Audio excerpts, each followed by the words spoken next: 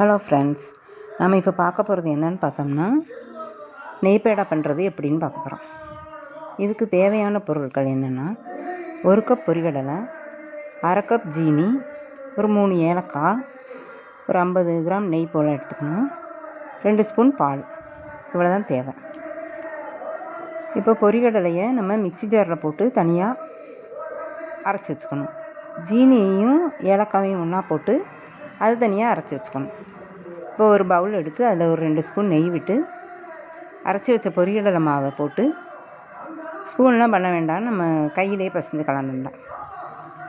நல்லா அந்த நெய்யும் அந்த பொரிகடலை மாவும் ஒன்று சேர மாதிரி நல்லா கையாலேயே கிளறி விடணும். நல்லா கிளறி விட்டுட்டு அதுக்கடுத்து பார்த்தோம்னா அரைச்சி வச்ச ஜீனி மாவை எடுத்து அதில் ஒன்று சேர்க்கணும். அதையும் போட்டு நல்லா கையில் நல்லா ஒன்று சேர்க்கணும், நல்லா பிசைஞ்சு விடணும்.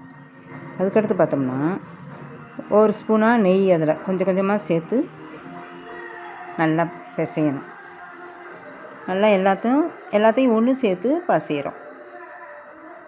பிசைஞ்சிட்டு கொஞ்சம் கொஞ்சமாக சேர்க்கணும். சேர்த்துட்டு நல்லா கையிலையே நல்லா கிளறி விட்டுட்டு அதுக்கடுத்து பார்த்தோம்னா ஒரு 2 ஸ்பூன் பால் கொஞ்சம் கொஞ்சமாக சேர்க்குறோம். இது பார்த்தோம்னா ஸ்கூல் விட்டு பிள்ளைங்க வந்தோடனே நம்ம ஸ்நாக்ஸ் கேட்பாங்க. எதை கொடுக்கறதுன்னு நம்மளுக்கு தெரியாது. கடையில் வாங்கி பிஸ்கட்டு கொடுக்கறதுக்கு நம்ம இப்படி வீட்டில் செஞ்சு ஆரோக்கியமானதாக கொடுத்தோம்னா பிள்ளைங்க இது இனிப்பாக இருக்கிறதுனால விரும்பியும் சாப்பிட்றாங்க. அளவான இனிப்பு தான் சேர்க்குறோம். பொரிகடலில் நிறைய சத்து இருக்குது. நம்ம நெய் அதில் சேர்க்குறோம், பால் சேர்க்குறோம். பால் சாப்பிடாத பிள்ளைங்க கூட இப்படி சேர்த்து கொடுக்கும்போது சாப்பிட்ருவாங்க.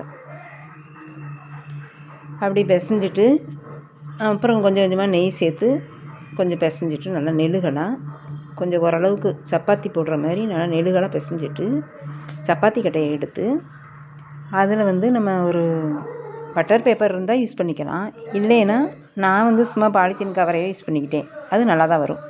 பாலித்தீன் கவர் விரித்து அதில் கொஞ்சம் லைட்டாக நெய் தடவி அதில் இந்த மாவு உருண்டையை வச்சு ஒரு 2 தேய்ச்சேன், அவ்வளோதான். ரொம்ப மெலிசாக இருந்தாலும் பார்க்க அளவுக்கு இருக்காது. கொஞ்சம் மந்தமாக தேய்ச்சிட்டு அதில் ஒரு அச்சு இருந்துன்னா அச்சில் எடுக்கலாம். நான் சும்மா ஒரு டப்பா மூடி எடுத்து அதிலே அச்சு மாதிரி எடுத்தேன்.